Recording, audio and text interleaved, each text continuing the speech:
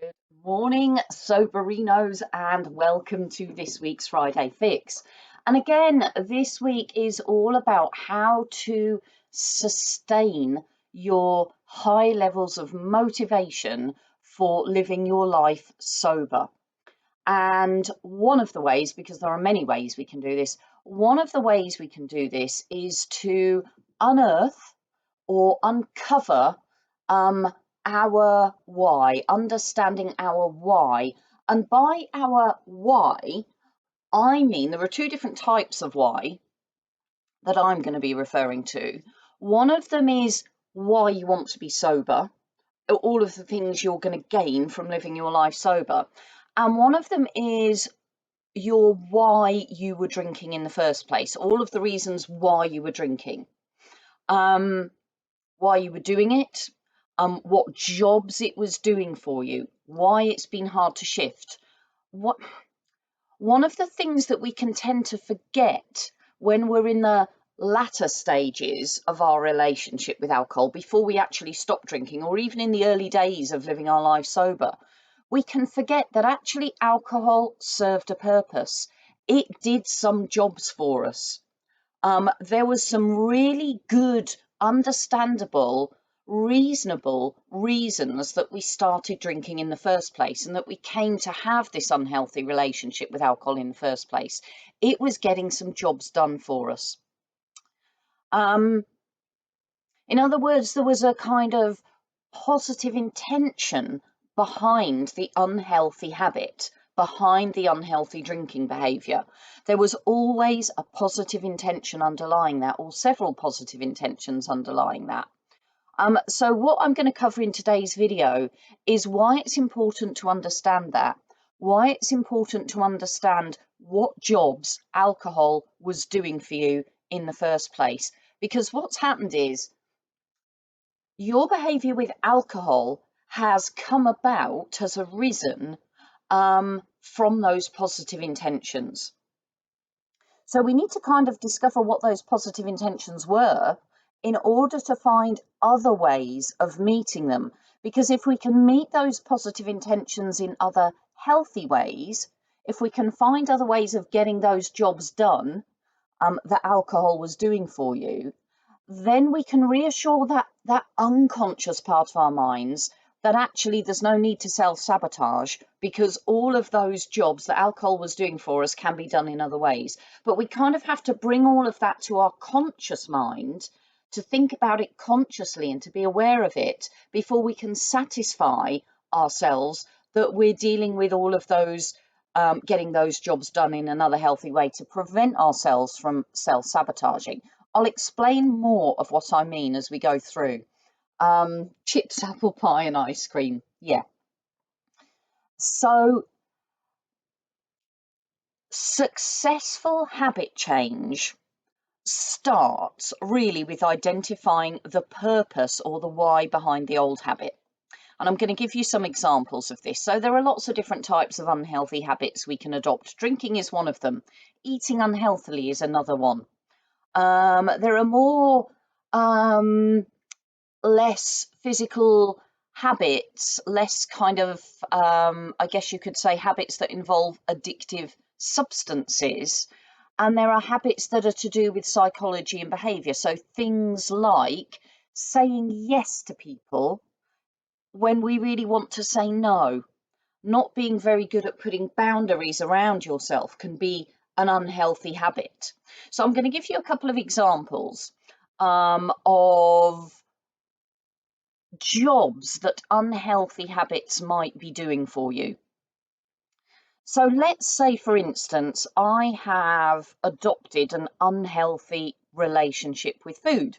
Let's say I've adopted an unhealthy relationship or unhealthy behaviour, eating behaviour. And let's say that when I come home from work after a hard day's work, or a hard day with family, difficult day with people and relationships, I reach for either the chips or the apple pie and ice cream, the dessert, the chocolate, the sugar. And I'm doing that as a way of, let's say I've had a really difficult day and I've dealt with it really well. It's been exhausted, but I'm happy and I'm feeling satisfied because I dealt with it really well. And I think I deserve a reward or a treat. Um, and so for me, the best part of my day is looking forward to the unhealthy food at the end of it, where I can treat myself, where I can reward myself for getting through and dealing super efficiently with this mega difficult day that I've had at work. So the job that the unhealthy food is doing for me is to reward myself. Or, on the other hand, it might be to comfort myself because I might have had a really difficult day at work or a difficult day with family and friends. I might be emotionally drained, I might be absolutely exhausted, or I might be super stressed. And the unhealthy food is a way of comforting myself. So, either or both reward and comfort could be my why, could be the reason that I've been reaching for unhealthy food. So it could be the positive intention behind my unhealthy relationship with food at the moment. So identifying those jobs that unhealthy food is doing for me, helping me to reward myself or helping me to comfort myself, is the first step in me doing something about that unhealthy behavior, in doing something about changing that habit. I need to unearth the jobs that the unhealthy food is doing for me.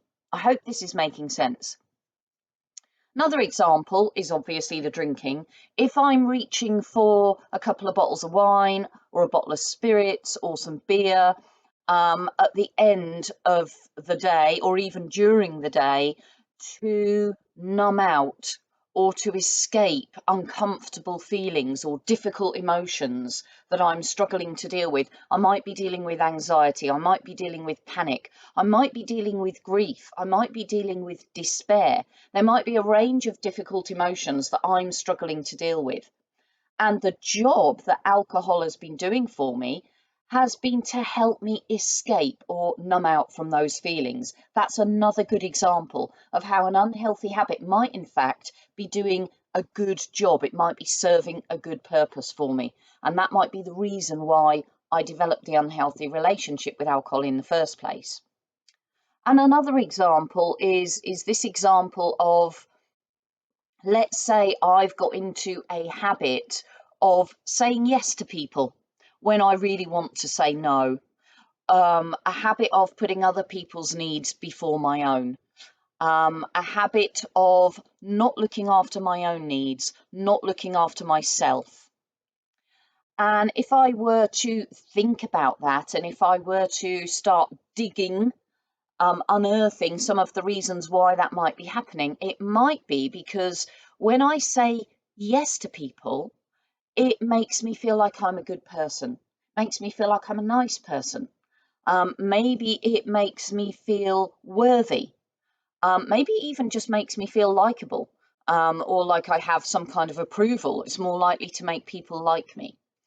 Um, so the positive intention or the job that that behavior has been doing for me is to make me feel good about myself. It's to make me feel worthy and likable. So by unearthing the why behind these unhealthy habits, these unhealthy behaviors, is the first step towards changing the habit successfully. So I'll give you an example from my own relationship with alcohol, my own behavior around alcohol. Alcohol was doing several jobs for me. When I looked at my why I was drinking alcohol in the first place, why I developed this unhealthy relationship with alcohol, it was because it was doing several jobs for me. And I've made some notes here just to make sure I don't forget any of them. So I was quite shy and awkward in social situations. And I discovered when I was way back in my teenage years that alcohol helped me to feel less inhibited. It helped me to feel less shy, in fact, not shy at all. It helped me to feel confident. It helped me to feel like I was being amusing, like I was being fun, like I was being confident and sociable, and certainly not awkward and shy. So it gave me a kind of false courage, if you like. The other thing, one of the other jobs that alcohol was doing for me was that it was helping me to run away from myself. I discovered when I first stopped drinking and I started doing some work on myself or with myself that actually, um, over the years, I'd had a very unhealthy relationship with me. In other words, I didn't like me very much. There were parts of me that I didn't approve of, that I found difficult, that I found troubling, that I just didn't like.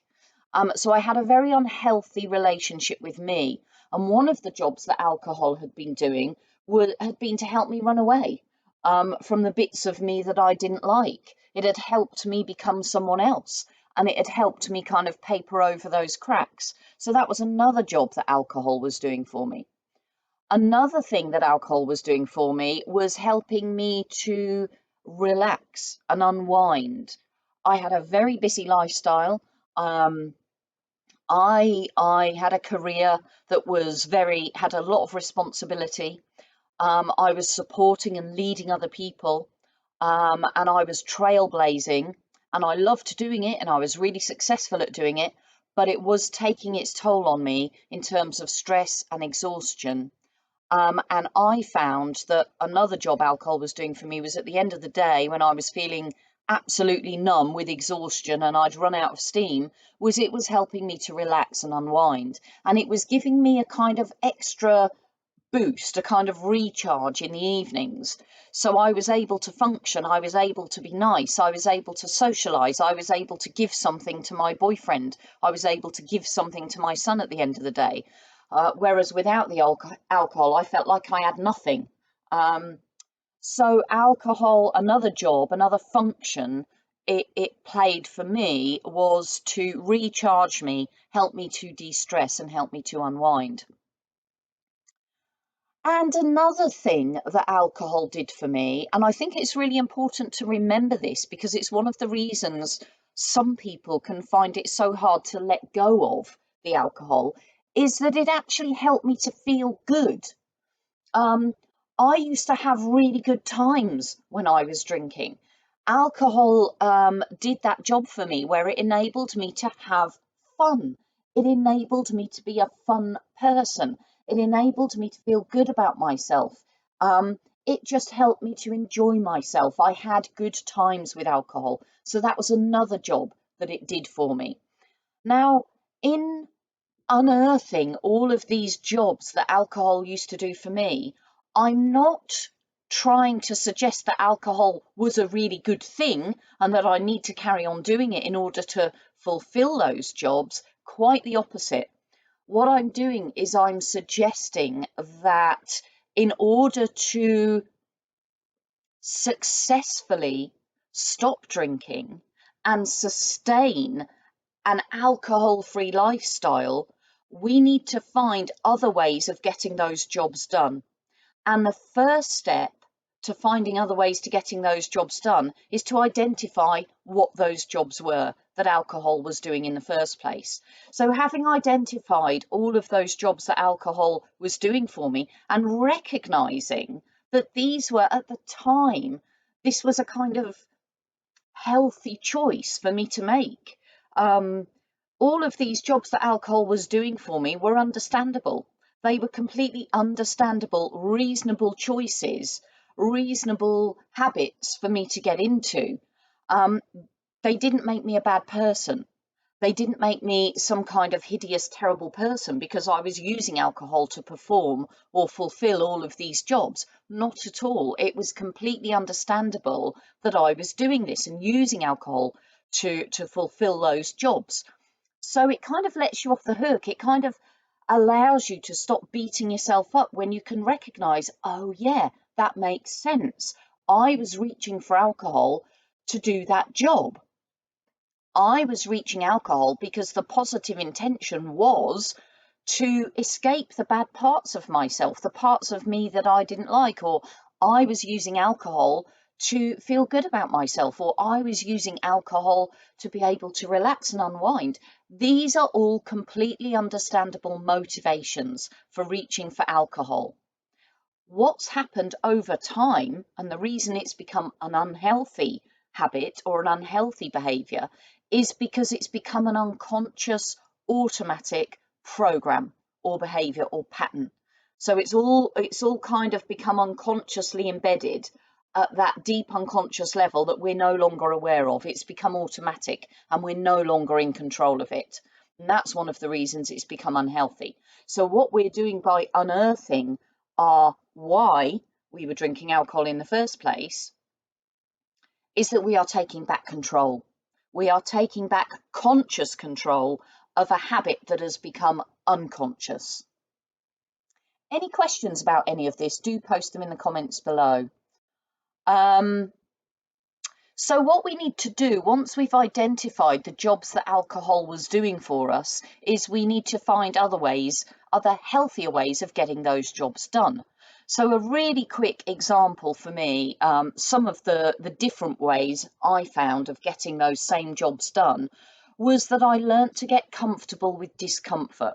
One of the reasons I'd been using alcohol was to run away from uncomfortable emotions, was to run away from me.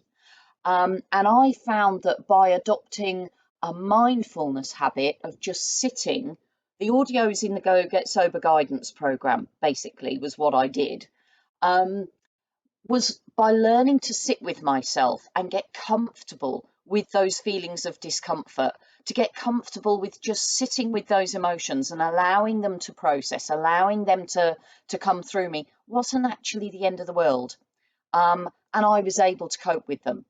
And the more I learnt to do that, and the more I learnt to sit with myself and just breathe and just be with myself, and to do more mindfulness and to do more of the audios in the program, the more I learnt to be comfortable with myself. And in learning to be comfortable with myself, I didn't need to reach for alcohol anymore to do that job. So that was one job that I managed to get done differently in a healthy way. The other thing that I used alcohol for was confidence, because I was quite shy and quite awkward, and didn't really have a healthy relationship with me. So I figured if I wanted to get really confident and I wanted to get more comfortable being me, I needed to do more stuff that scared me. I needed to push myself out of my comfort zone. So I started doing things that scared me. And these could be minor things on a day-to-day basis, like looking people in the eye, smiling at them and saying hello, which to some people is completely normal and natural. But to me, outside of my job, which was a different thing entirely, but me just being me in my personal life, didn't have so much confidence in myself. And I would struggle to just look people in the eye and smile at them. So I would set myself little challenges on a day-to-day basis of putting myself out of my comfort zone and doing the things that scared me. And all of that helped me develop a healthy relationship with myself, helped me become more comfortable and confident with who I was, and just completely reduced and eventually eliminated, the need to reach for alcohol in the first place. So there are all sorts of different ways you can find of getting the jobs done that alcohol was doing for you, getting those jobs done differently and in a healthier way. But the first step is to identify what jobs alcohol was doing for you. What was your why behind your drinking in the first place? And so that's the question I'm going to leave you with today. What jobs has alcohol been doing, or was alcohol been doing for you? What were the positive intentions behind you drinking in the first place? And do post your answers to that question in the comments below. I would love to hear from you. And I'd love to open up the discussion about the kinds of jobs, the kind of reasons that people develop this relationship with alcohol in the first place. I would love to hear from you.